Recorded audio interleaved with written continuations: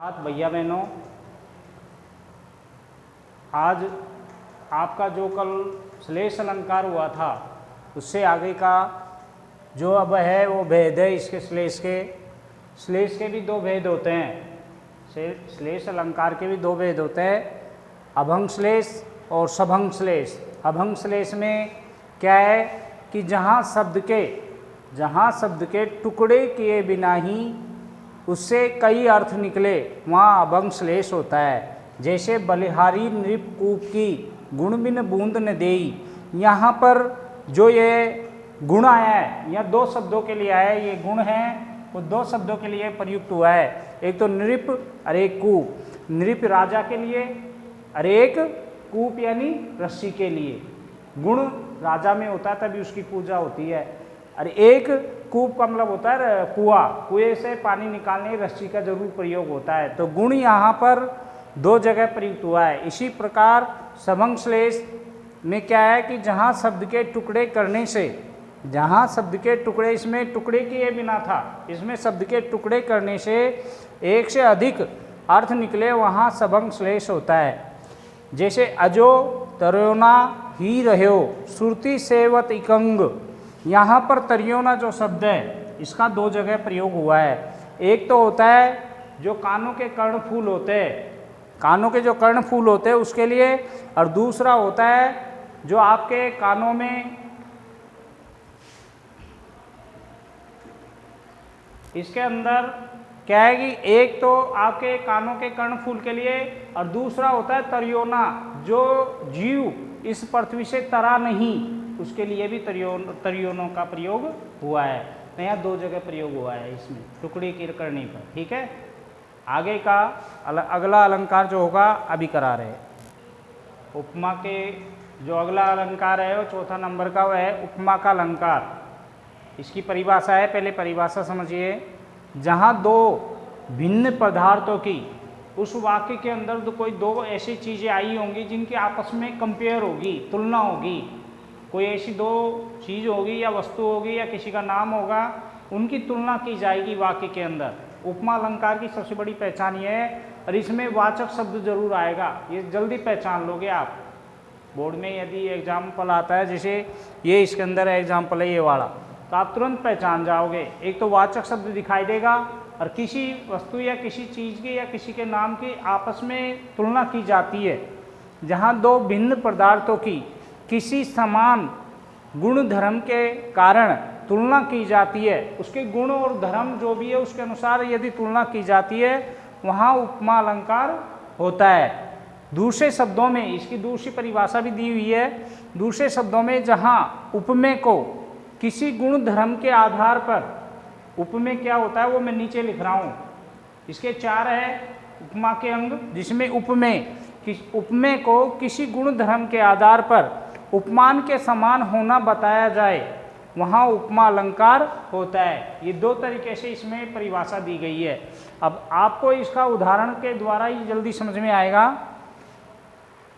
इनके अलावा इनके जो वाचक शब्द है, क्योंकि जो उदाहरण में आपके जो उदाहरण आएगा, एक वाक्य आएगा, उसके अंदर एक वाचक शब्द जरूर आएगा।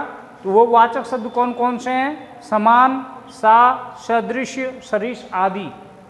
अब जैसे एक उदाहरण है, चंद्रमा सा कांति में मुख रूप दर्शन है तुम्हारा। अब इसके अंदर वाचक शब्द है क्या है? सा। इसके अंदर वाचक शब्द आया है ना, क्योंकि उपमा अलंकार के अंदर जरूर आपको वाचक शब्द दिखाई देगा, ये निश्चित मानना। जैसे इसके अंदर सा है, अब इसमें चंद्रमा की तुलना मुख से हो रही है। अब इसके चार अंग हैं, वो समझ में आएंगे तब और अच्छी तरह समझ जाओगे। जैसे उपमा के अंग, अब मैं इसके उदाहरण को समझाऊंगा, इसलिए पहले इनको बता रहा हूँ। चार अंग है उपमा के, जिसमें पहला है उपमेय। उपमेय होता क्या है? जिस सामान्य पदार्थ की तुलना की जाए। अब इस वाक्य के अंदर आपको सामान्य क्या लग रहा है? इसके अंदर मुख। मुख क्योंकि जनरली सबका होता है, जानवर का भी होता है, मनुष्य का भी होता है, पशु पक्षियों का भी होता है, सबका होता है। मुख एक सामान्य जो सबके पास मिल जाता है। लेकिन उपमान क्या होता है? जिस विशिष्ट पदार्थ से तुलना की जाए, उस चीज से उसकी तुलना की जाए जो संसार में केवल एक ही हो। चंद्रमा एक ही है संसार में, एक है ना, उससे उसकी तुलना की जा रही है मुख की। जैसे उदाहरण समझो आपके आ जाएगा, चंद्रमा सा कांति में मुख रूप दर्शन है तुम्हारा। यहाँ पर जो मुख की तुलना की गई है एक चंद्रमा से की गई कि उसके समान चमकता है तुम्हारा मुख, चंद्रमा के समान। भाई ये तो नहीं तुम्हारा मुख उस घासीलाल के समान चमकता है, क्योंकि आदमियों तो बहुत है, लेकिन जो चमक चंद्रमा के अंदर है, वो जो चांदनी है उसकी चमक के समान तो आपका मुख है, तो उससे उसकी एक सामान्य पदार्थ मुख है, इसकी तुलना चंद्रमा से की, ठीक है ना। ये उपमेय है इस समय मुख, ये ध्यान रखना, इसके नीचे वाली परिभाषा के अनुसार समझा रहा हूँ, उपमेय और उपमान के अनुसार। ये उपमेय और ये उपमान है, इससे उपमेय की उपमान से तुलना की जा रही है। आ गया होगा समझ में सभी के शायद। उपमेय की उपमान से तुलना की जा रही है कि ये जो मुख है वो एक चंद्रमा के समान कांति में है, चमकदार है, जो सुंदर है, बहुत अच्छा दिखाई दे रहा है। तो ये उपमेय उपमान समझ में आ गया होगा। इसके आगे दो रंग है इसके, जो अभी ऊपर लिखा रहा हूँ, इसके बाद में उपमा के जो दो बाकी बचे थे वाचक क्या नाम से अंग, दो अंग तो अपने उपमेय और उपमान बता ही दिया। अब ये तीसरा है वाचक शब्द, जो लिखा है उसके अलावा है कि समान, सा, सरिस, सदृश्य, सम, तुल्य, जिमी, इव आदि, ये भी वाक्य के अंदर आपको दिखाई दे सकते हैं। ये जरूरी नहीं साई आया हो, जिमी भी आ सकता है, तुल्य भी आ सकता है, इव भी आ सकता है, सदृश्य भी आ सकता है। तो ये तो वाचक शब्द मिलेंगे आपको उस वाक्य में। चौथा नंबर जो है समान गुण धर्म, क्या है? वह गुण या धर्म जो उपमेय और उपमान, जो उपमेय अभी बताया था पहले नंबर का, सामान्य पदार्थ और विशिष्ट पदार्थ। विशिष्ट पदार्थ उपमान होता है, सामान्य होता है उपमेय। तो जो उपमेय और उपमान दोनों में प्राय सामान्य रूप से पाया जाए, दोनों में समान रूप से पाया जाए उपमेय और उपमान में, वो है उनकी तुलना नहीं होगी, जो किसी चीज़ से उसकी कंपेयर हो रही है उसकी सुंदरता से, तो दोनों में समान रूप आ गया ना। आ गया होगा समझ में। भाई चंद्रमा को एक सुंदर की दृष्टि से देखा जाता है, सुंदरता की दृष्टि से, भाई बहुत सुंदर है, उसमें कितनी चांदनी होती है, कितना सुंदर है, ऐसे उसकी तुलना एक मुख से की जाती है कि वो भी उसके समान सुंदर है, तो दोनों की तुलना बराबर हो गई ना। यहाँ बिल्कुल समान गुण धर्म के आधार पर बताया गया है इसके, जो ये है समान गुण धर्म।